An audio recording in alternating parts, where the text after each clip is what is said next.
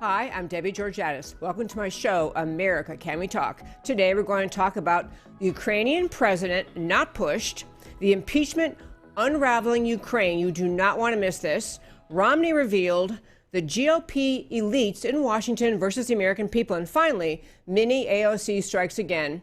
And last, of course, I'll tell you why these stories matter to you. Stay tuned.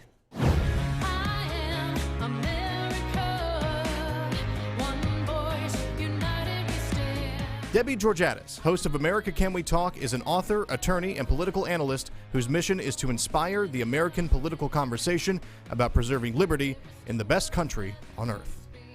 America Can We Talk is sponsored by GC Works, a Dallas-based company performing advanced technology research in the oil and gas industry. Hello again and welcome to America Can We Talk. Hey, you like our new camera angle? Pretty cool, huh? Welcome to America Can We Talk and to today's first five. The Ukrainian avalanche continues in Washington, questions about impeachment. In the first five today, I want to hit just 3 points. Number one, if you had not heard, the president of the Ukraine, this gentleman Zelensky, who was on the phone with President Trump in July of this year, has made a statement saying he was not pushed during this campaign. We're going to play his comments in just a moment during this phone call. We're going to play some comments. It was actually recorded at the UN, a meeting between President Trump and Zelensky, reporters present. I just want to show a little bit of the camaraderie and the exchange between the two. So Zelensky said, I wasn't pushed into anything. Really matters to understand that. Number two, when the president released the transcript of the conversation between himself and Zelensky that launched this firestorm, a big piece that came out that was just missed by a lot in the media was the fact that CrowdStrike was mentioned. CrowdStrike being the organization, the only organization on the planet Earth, including even the FBI, that ever got to look at the DNC servers. It was CrowdStrike's take our word for it memo that all of the opinion you've ever heard expressed about the Russians hacked into the DNC servers, that whole argument is based on what CrowdStrike said. CrowdStrike was mentioned by President Trump on the phone with Zelensky, making Democrats in Washington very, very, very nervous. Because if that CrowdStrike story comes out, if people begin to realize that the CrowdStrike review of the servers was not legitimate, that it was just actually done as a cover for the Dems to keep the real source of the hack into the DNC servers, it really crushes the entire Trump-Russia collusion. And the third point I want to make in this opening five today has to do with what I think is really happening, why this is all happening in Washington, and that is this. I think the Democrats very much want to take Biden out of the Democrat presidential nomination process. They never wanted an old white guy. Biden is up to his knees in corruption with the up to his waist, if you want, in corruption with the Ukraine and his son Hunter Biden. They love to get Biden out, and frankly, what you'll hear more about later in the show, this will take Hillary out of contention too. And if you are thinking, well, Hillary's not running, not so fast, I will never believe there'll be a U.S. election in America where Hillary's not considering running unless she is no longer with us. So Hillary, also up to her eyeballs in corruption with Ukraine. Tell you more about that a little later in the show. But now I want to play in our first five. There was a clip. This is a series of snippets from the press conference at the UN between President Trump and Ukrainian President Zelensky. I believe the very wonderful Matt, the producer, has it ready. Thank you very much. It's a great pleasure to me to be here. And it's better to be on TV than by phone. Yeah. I think. And Mr. President, thank you very much. And I'm not the first time, truly say, in New York. Right. But I know that you've never been in Ukraine. That's right. And your predecessor also, how to say it in English, didn't find time. Right. So can you give me a word that you will come to our great country? Well, I'm going to try. I want to thank you for invitation to Washington. Right. You invited me, but I think I'm sorry, but I think you forgot to tell me the date. But whatever he can do in terms of corruption, because the corruption's massive. Now, when Biden's son walks away with millions of dollars from Ukraine and he knows nothing, and they're paying him millions of dollars, that's corruption. when Biden's son walks out of China with $1.5 billion in a fund, and the biggest funds in the world can't get money out of China, and he's there for one quick meeting, and he flies in on Air Force Two. I think that's a horrible thing. I think it's a horrible thing, but I'm going far beyond that. I know the president, and I've read a lot about Ukraine. I've read a lot about a lot of countries. He wants to stop corruption. He was elected, I think, number one on the basis of stopping corruption. I think that somebody, if you look at what he did, it's so bad. Where his son, he goes to China, he walks away with $1.5 billion. He goes to Ukraine and he walks away with $50,000 a month and a lot of money in addition to that. And the whole thing with the prosecutor in Ukraine. And he's on tape. This isn't like maybe he did it, maybe he didn't. He's on tape. This is why the American people love President Trump. He never backs down. He's in the middle of an impeachment inquiry in Washington. He has a Democrat at a UN hearing with the world's press right in front of him to point out that it is what he was doing in that call when he's gutting it to Zelensky was to say, you know, I want to look into the Biden corruption, the Biden-Ukraine dealing, all that, and we're going to talk later in the show. The actual Ukraine, the DNC never allowed the FBI or any other entity on the planet Earth to look at their servers all the time, saying, don't worry, everyone on the planet can trust CrowdStrike, a private organization, the founder of which connected to the Ukraine. The CrowdStrike, only entity that looked at the DNC servers from which the entire the Russians hacked into the servers with Trump's assistance to hurt the DNC in the 2016 elections, to hurt the Democrats. The entire scenario spun out of what CrowdStrike said. And Trump is telling the Democrats and the left, I know what you did, and I'm going to get to the bottom of it. Trump is not, in this phone call with Zelensky, he is not colluding with the Ukrainians to get the Ukrainians to interfere in the coming election 2020. He's exposing the corruption, draining the swamp of what happened in the 2016 American elections. And that, my friends, is today's First Five. But the next topic, this topic today also relates to Ukraine, and I just could hardly wait. Sometimes I'm getting ready for the show, literally quite often, 2 hours ahead of the show, I'm still debating which stories can I get to and cover. I could not wait to get and talk with you about this unraveling of the Ukraine mess. We have in Washington right now, we have the Democrat Party claiming impeachment is justified. Impeachment of the president is justified because of a phone call with Zelensky in which Trump has released a transcript. Trump has also today had the whistleblower complaint released to the public. The whistleblower thing is out there. The transcript of the call is out there. Trump's not hiding a thing. He's going after the corruption of the Democrats, but you still have this impeachment inquiry and the Democrats just huffing and just, all puffed up, sure of themselves with the media right along with them, or maybe it's the media leading them. You never really can tell with them. Talking about the idea that somehow this conversation that Trump had with Zelensky is grounds for impeachment. I want to talk about, when I say unraveling Ukraine, I'm going to tell you some real, honest to goodness things I haven't talked about in the show before about the connections between the Ukraine and the Democrat Party in the 2016 elections. Before I get to that, I want to play one other clip. There's a Republican, a member of Congress, Liz Cheney, and she spoke to the press yesterday right after a meeting between the Democrat-Republican caucuses talking about this impeachment thing. I love what she said. She is so darn tough. So if Matt, if we have that ready, I want to play Liz Cheney saying her thing to the press yesterday in Washington. Looks like we made it. Good morning, everybody. Thank you for being here this morning. We have just come from our conference and really focused on the discussion about what the Speaker of the House and the House Democrats did yesterday. And, we have watched now, ever since President Trump was elected, the House Democrats have been careening from impeachment theory to impeachment theory. They've careened from target to target. For a while, 10 days or so ago, they were focused on impeaching Justice Kavanaugh. Now they're back to focusing on President Trump. But what we see repeatedly is a complete lack of focus on, concern about evidence and facts.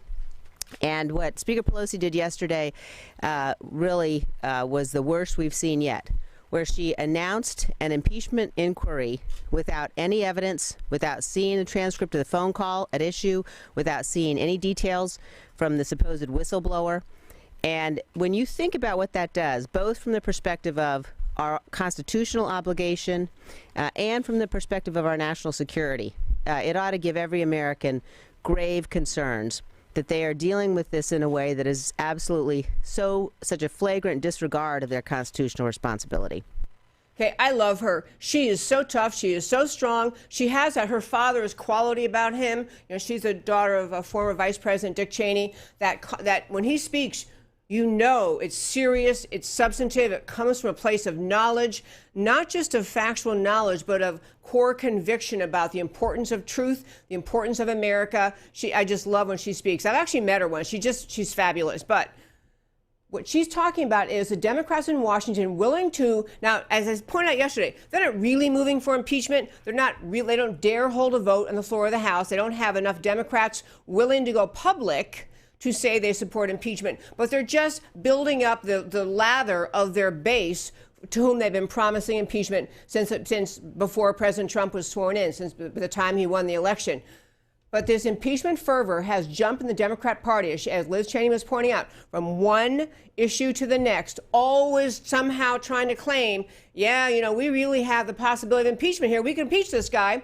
And they're looking for something. There's nothing in the Trump-Russia collusion hoax.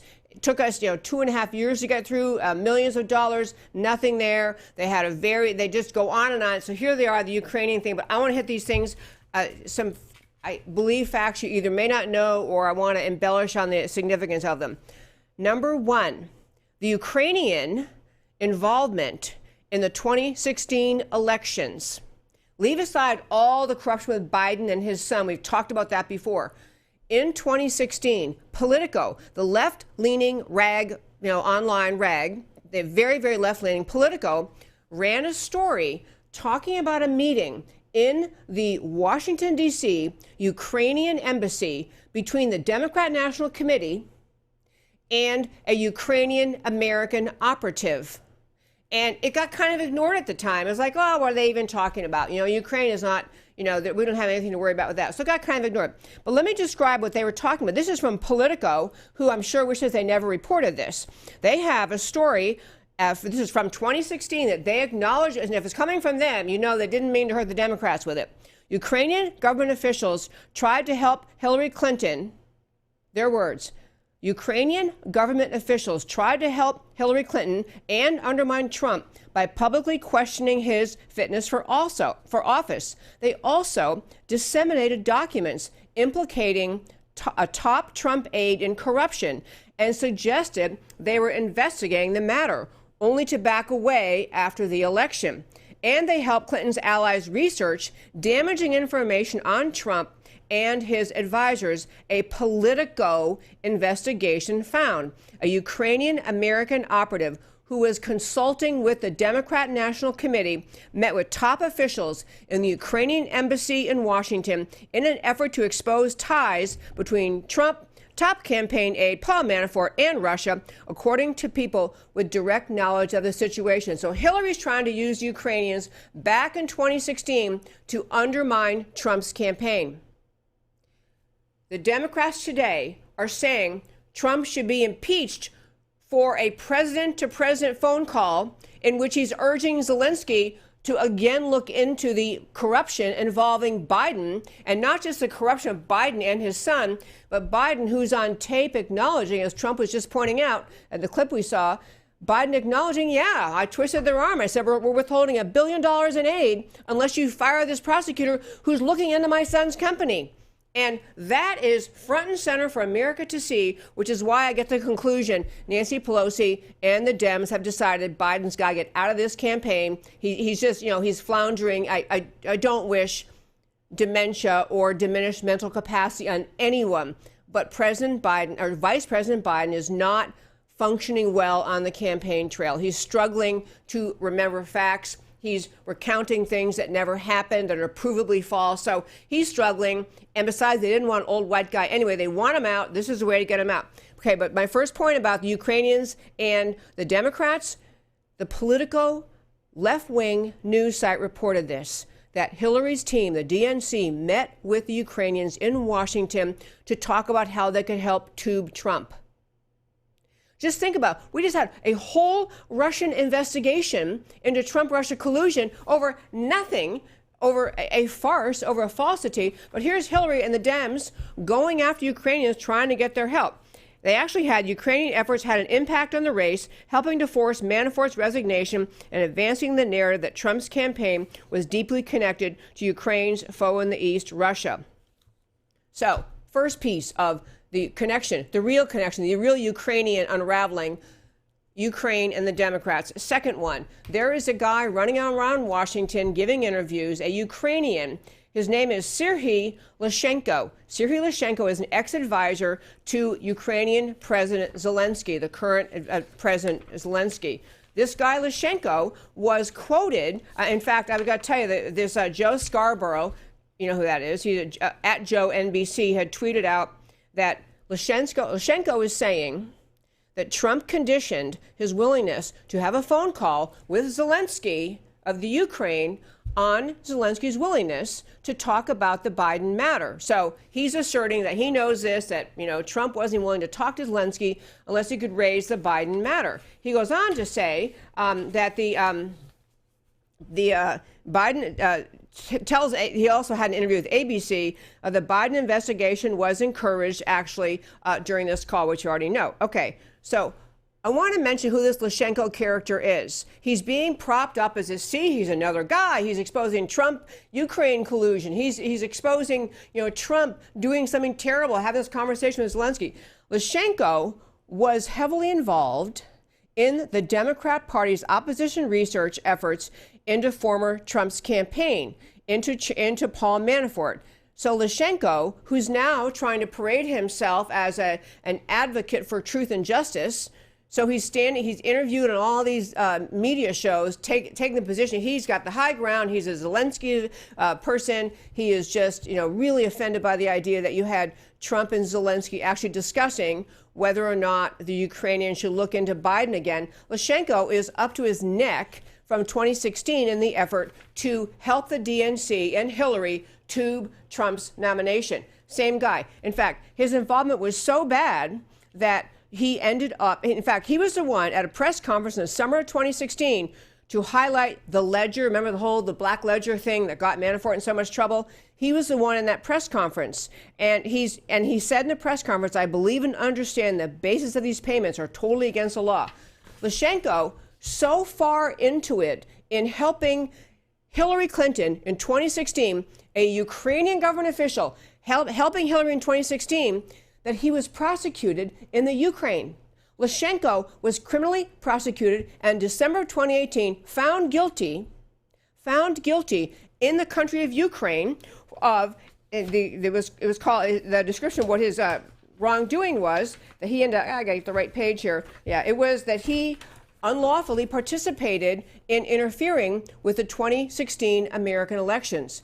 So Lyshenko, being propped up as the truth and justice guy by the left and trying to expose how wrong it is that Trump had a call with Zelensky and said, hey, look into Biden. This Zelensky guy, December 2018, a court in KYIV, a city in Ukraine, found that Lyshenko's release of the black ledger led to interference in the electoral process of the United States in 2016 and harmed the interests of Ukraine as a state.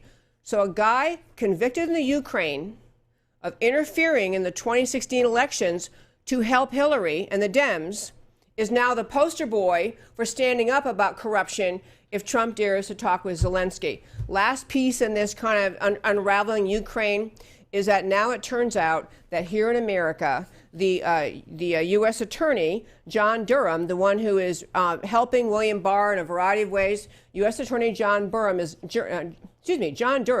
is now looking into the Ukrainian involvement in 2016.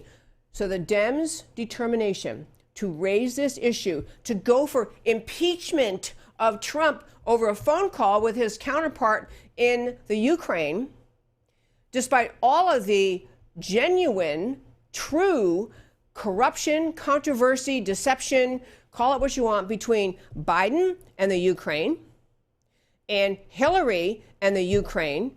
All of that is supposed to be the way the Dems treat anything the Dems have done that was wrong or questionable. It must never be discussed again. It's to be dismissed. It's to be laughed at. It's to be ignored.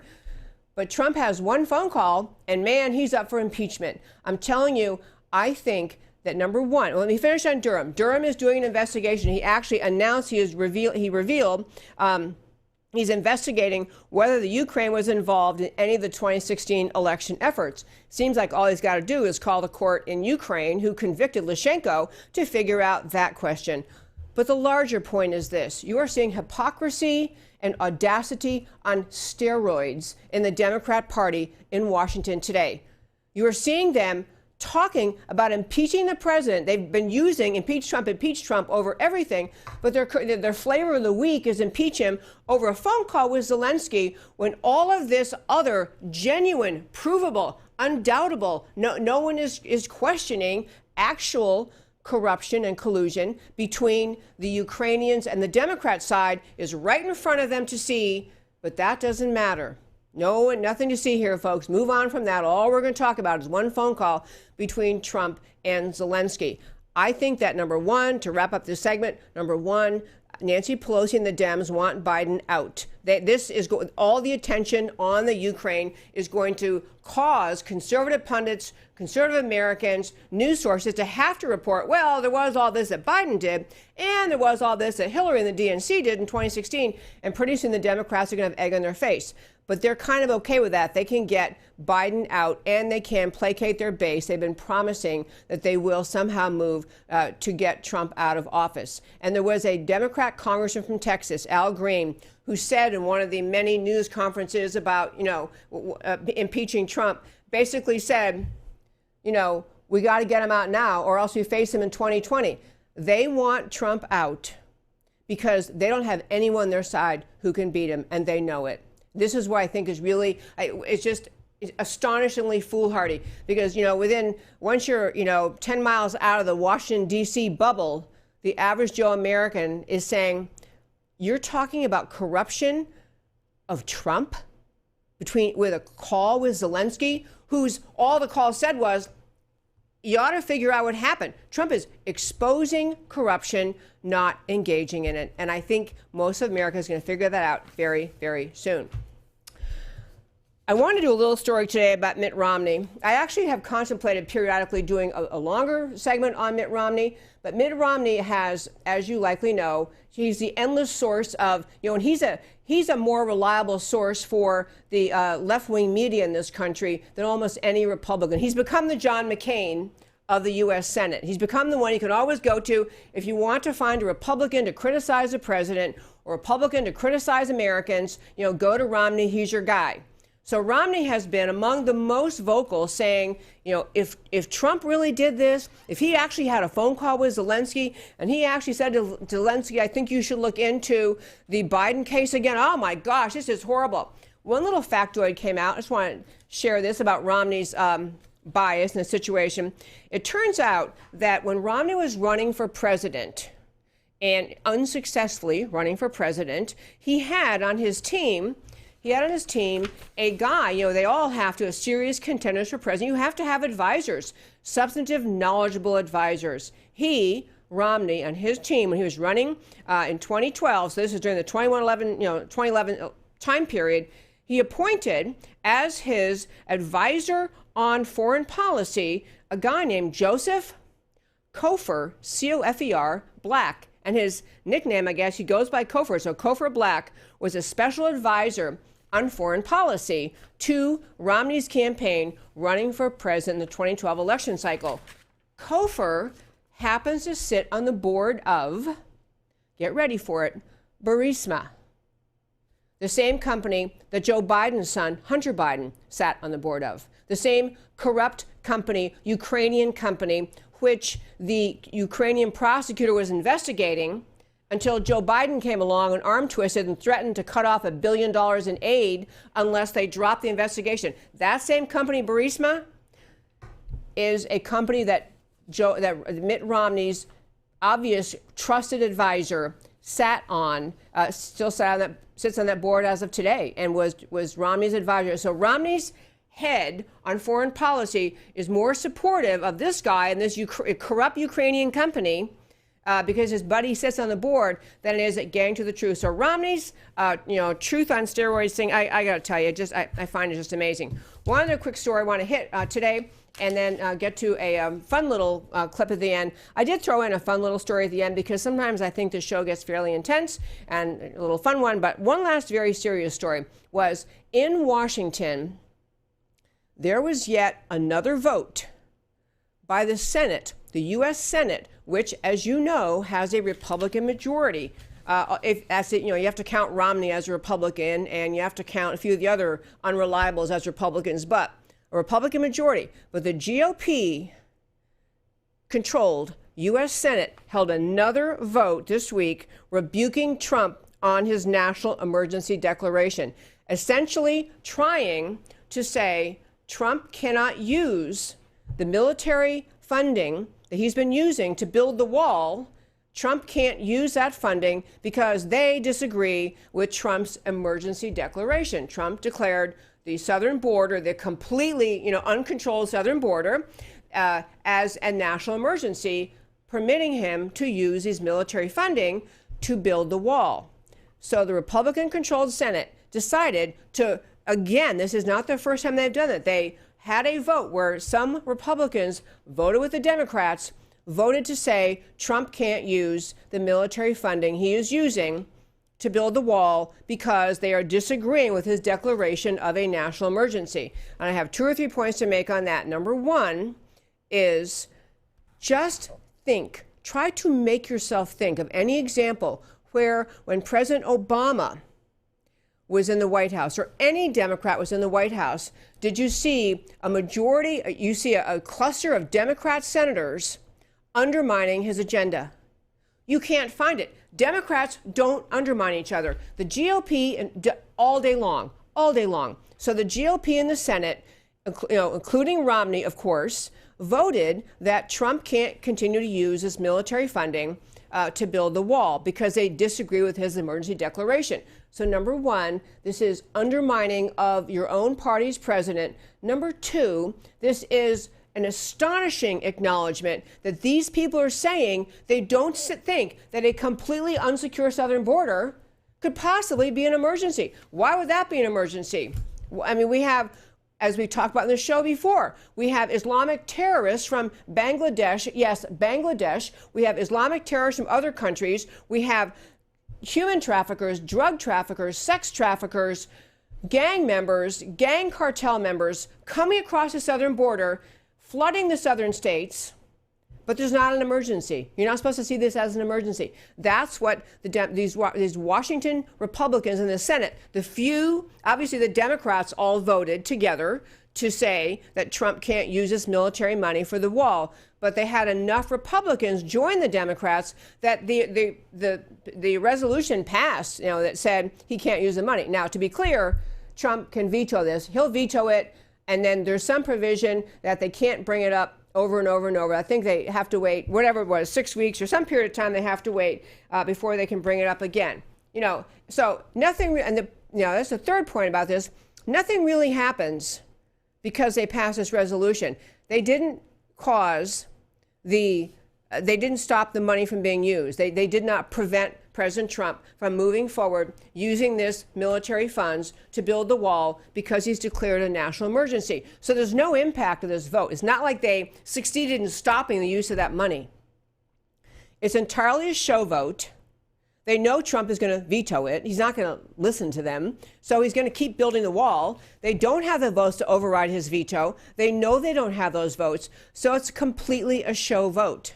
Next point on this effort of all the Democrats, I do hold them accountable too, but I hold the Republicans in the U.S. Senate even more accountable because what is driving so much of the unwillingness to secure the border, what is driving the agenda to oppose border security is too many people in Washington getting donations from the Chamber of Commerce, other organizations that want the flow of illegal aliens to continue. It is members of the Senate receiving donations from Chamber of Commerce or the Chamber of Commerce affiliates that give them money and say, you know, we're donating to you, but don't you let that southern border get secure. Don't you let that wall be built. So these people are more beholden to the donors that help them stay in office because it's expensive to run campaigns, it's expensive to remain in office. They're more beholden to the people donating money to them, regardless of whether what those people want is going to hurt America or help America. They're more beholden to them. The final point I will give small credence to, there is a small handful of Republicans in the Senate who genuinely mean that they think they have to vote against allowing Trump to continue to using military funds under this emergency declaration to build the wall. They say it's because that this was not a legitimate emergency, and they, the Senate, have the constitutional obligation to hold the president in check, to not let him use power he shouldn't be using. Now, that is a legitimate in the abstract argument. They do. I mean, the Senate, that's what they should do, among the many things. There's balance of power, there's checks and balances. Yeah, they have that obligation in the abstract. But to exercise it here goes back to my first point. They are exercising it here because they cannot agree with the president that there is actually some crisis at our southern border. And if you can't see the crisis at the southern border, if you can't see that the declaration of a national emergency was justified given our unsecure border and the hordes, the hundreds and thousands of bad actors crossing into America across our southern border, then you have very, very, very poor judgment. But I want to actually call out the Republicans who voted against Trump. And really, my last quick point was, when you vote against permitting the president to continue building the wall, you're really voting against the will of the American people. It was one of the primary promises President Trump made. One of the primary reasons that drove such enthusiasm among American voters was Trump is going to secure the border. So the Republicans who did this, who voted with the Democrats, were Susan Collins of Maine. She's barely Republican, but hey, Susan Collins of Maine. Mitt Romney, naturally, of Utah. Lamar Alexander, Tennessee. Lisa Murkowski of Alaska, not really Republican. Anyway, Rand Paul of Kentucky, he is one I will give credit to. I think he has a genuinely held sense that this is a constitutional issue. And so he's not trying to undermine the president. He sees it as a constitutional issue. It doesn't make him right. Mike Lee of Utah, could not be more disappointed in him. Jerry Moran of Kansas, Rob Portman of Ohio, Pat Toomey of Pennsylvania, Roy Blunt of Missouri, and Roger Wicker of Mississippi. Marco Rubio voting, he's got that soft spot where he just says he cannot get on board with securing the border. He talks about immigration in a way that is much more like a Democrat, much more like, well, we got to kind of find a way to let them all come here. So Marco Rubio, and anyway, actually, I take it back. Marco Rubio didn't vote. He previously voted disapprove of the emergency declaration, but didn't vote in this. So those are Republicans who found it in this environment, when you have the Democrat Party just clamoring to abandon the border, clamoring to embrace globalization, you had these Republicans in the Senate decide it's smarter and a better call overall, to embarrass the president, to vote with the Democrats against the president, to try to prevent him, or just to vote that he cannot use the emergency funding because of the emergency declaration, use the military funding. They found that a better decision than the decision to stand with the president, the American people, the security of the border, and the construction of the wall. Extremely, extremely disappointing on their part. If you're one of those types that writes emails and calls Congress, calls the Senate, this would be a great topic to call them on. Truly, truly so disappointed. I mean, unsurprised in the case of Mitt Romney because, he's in a league of his own. We're going to have to do a special Mitt Romney segment sometime. League of his own, just, elitist, ruling class, doesn't care what the American people think about anything. He's about being one of the ruling elite. And the idea that he had to serve in the Senate under President Trump does not sit very well with him. Last topic for the day, and this is a little bit of an entertaining topic, but I'm sure you've seen this young girl. People call her the mini AOC. She's a young girl who combs her hair has dark hair like Alexandria Ocasio-Cortez. She puts her hair like her. She has these glasses with the dark frames like Alexandria Ocasio-Cortez. And she does these hilarious imitations of her. Hilarious imitations. And she was criticized. She used to do them a lot. There's a lot of criticism, a lot of talk about the American left. They were exploiting a child. You know, whoever was putting her up to this or exploiting her, and this is terrible. And she was kind of backed off and wasn't on air as much, wasn't doing these videos as much as she had. But after we had the adventure at the United Nations this week of Greta Thunberg, the Swiss girl who was on stage at the climate summit at the UN and did the piece, which I'm not going to play her again, but you know, she had the really, I'm trying to think of a polite word, really strong meltdown, emotional, you know, shaking voice, just scared to death that we're all going to die tomorrow from climate change because no one's ever informed her of the facts. They have planted climate agenda fear in her to the point she thinks that everyone in the world is in mortal danger if we don't do something drastic, you know, very soon. So once the left decided they could exploit Greta Thunberg, she is speaking all over the world. This climate activism out of the voice of children is true exploitation of children, true exploitation of that girl and every other young child who participated in this. And there were others, but this girl, you know, she had, and I am sorry for this young woman, Greta Thunberg, because she acknowledged herself. Her mom has acknowledged, you know, she suffers from Asperger's. So she has challenges in life speaking. She suffers at least mildly from autism, somewhere on the autism spectrum. She suffered from depression. She's a very challenged, tender, fragile young girl. And yet the left was willing to use her to plant the seeds of climate hysteria and let her launch on the national stage. And they do it very specifically because they assume that when people hear a young person speaking, they won't dare challenge her. They won't dare eye roll. They won't dare question. They'll say, well, you know, I mean, we can't say that because a child said it. It is designed, choosing a child to be the spokesperson of the climate hysteria agenda is a conscious decision to silence opposition, a conscious decision to silence people who would dare challenge the climate alarmist agenda. So AOC, this AOC Mini-Me is back. She did a little video. She started, I can't play the whole, I have a little clip to play for you. But she started out by saying that she had read a book recently and she wanted everyone to read it. And it was a great new book. And basically she's telling the story in the book about how she read this book that helped her understand that what was coming, this climate impending disaster is coming, and we're all going to be washed away and sent up into the stars. I mean, just you know, crazy, silly thing. She's mocking the climate agenda seriousness, but here she does something really great, and I want to have her play. This is a little mini AOC. When the sky is falling while sea levels are rising, then the oceans will spill over the sides of the earth and we'll all drown in outer space. Did you know that? Like, you can also ask my former classmate Greta. One day, this man named George Soros showed up and took Greta out of class, and I haven't seen her since. Like, isn't it strange that the same liberals who ran me off the internet are defending Greta because she's a kid? So it makes me feel pretty safe to come back. Maybe they've changed.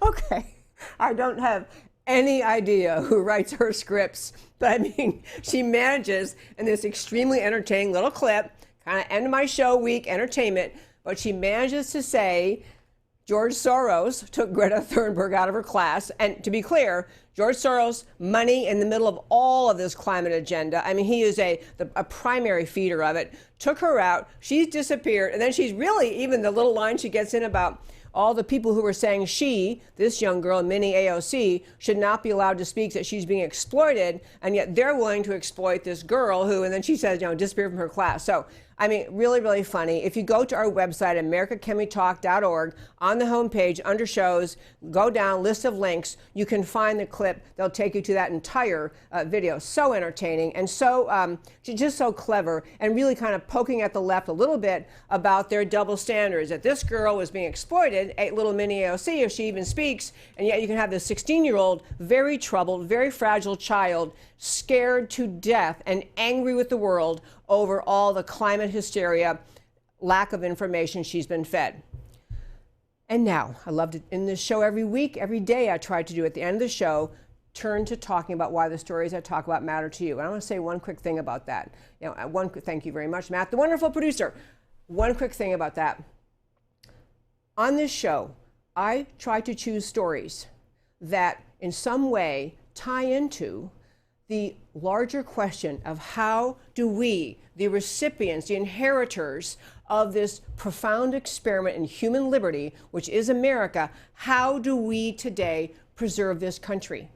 There are many, many threats against this country. I'm not talking about external military threats. There are those too. I mean, radical Islam is a huge external threat, violent threat. China is a threat. I mean, we have threats against our country. But what I'm talking about in this show often have to do with the threats to our culture, our fabric of liberty, our ability as American citizens to recognize the dangers posed by many ideas of the left that will ultimately, in some way, bring about the destruction of our freedom, the ending of our culture of liberty, the ending of this fabulous, beautiful, extraordinary country called America that we have the great privilege to live in and to defend. So at the end of the show, I try to tie in the stories, or at least kind of summarize the stories and tell you why they really matter in terms of our job as today's patriots to defend this precious country. Now I'd love to go to why it matters to you. So here we are. We have the Ukrainian president said flat out in that interview, he was not pushed. These simple truths matter. Ukrainian President Zelensky said he was not pushed in the now famous call with President Trump. Yet Democrats are still so concerned about that call. Why would that be? Trump is trying to get to the bottom of the 2016 election interference, which plainly involves Ukrainian government activity and secondarily involves alleged Biden family corruption. Trump mentioned CrowdStrike in the now famous call, which is the private cybersecurity contractor employed by the DNC that, it appears falsely, validated the suspect Russians hacked the DNC meme that has roiled America. If the Russians demonstrably did not hack the DNC emails, the entire coup attempt is plainly exposed as launched upon a lie that many Democrats knew about. Unraveling the Ukraine, U.S. Attorney John Durham now looking into the Ukrainian involvement in America's 2016 election. That has got to be making the Democrats nervous. Stories reported by leftist Politico in 2016. DNC officials met with a Ukrainian American operative in the Ukrainian embassy in D.C.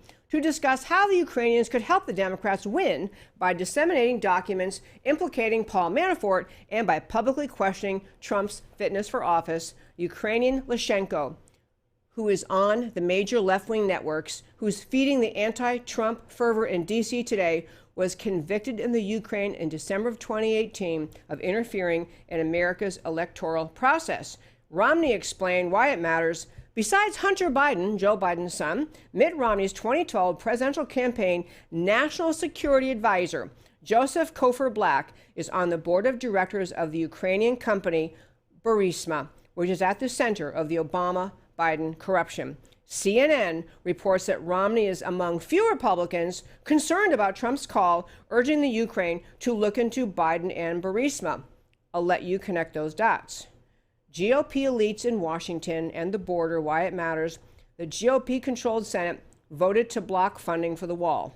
Their rationale is dressed up in an exaggerated concern over abuse of power to declare a national emergency, and their obvious then denial of an actual emergency that the border insecurity represents. The truth is, there's a uniparty in Washington opposed to the will of the American people who seek common sense border security for their country. The elites don't want the wall or border security. They want to ignore the will of the people.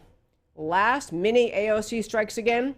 Exploitation of the unassailable child for political causes has long been a tactic of totalitarians because it can be used to shut off adult debate. Greta Thunberg is a truly tragic example of mean and damaging to her exploitation. She's publicly discussed her struggles with depression, yet she is constantly fed by the left with untruths and half-truths about climate change to keep her in a constant state of anger and despair. This is truly so terribly cruel. But for comic relief, Little Miss Mini AOC has returned to the online stage. Nothing rattles totalitarian wannabes more than mockery. And that, my friends, is America Can We Talk for today. I'm Debbie Georgatos. I hope very much you tune in every Monday through Thursday, 3 p.m. Central Time, right here. And if you are watching on Facebook, please like this page. Please share this posting. Please comment. I love hearing from you. You can email me at americacanwetalk@gmail.com. I love trying to answer everybody, although I'm way behind. Yes, I am. If you're watching on YouTube, I'd love if you would please subscribe to this channel. Tell your friends. Comment. I like to try to respond to... Can't respond to many, but I try to respond to the comments if I can on YouTube of the subscribers. I enjoy the back and forth. And most of all, I will tell you, I love talking about preserving America, this just precious gift of liberty we have the job of preserving in today's time. I talk about America because America matters. Talk to you next time.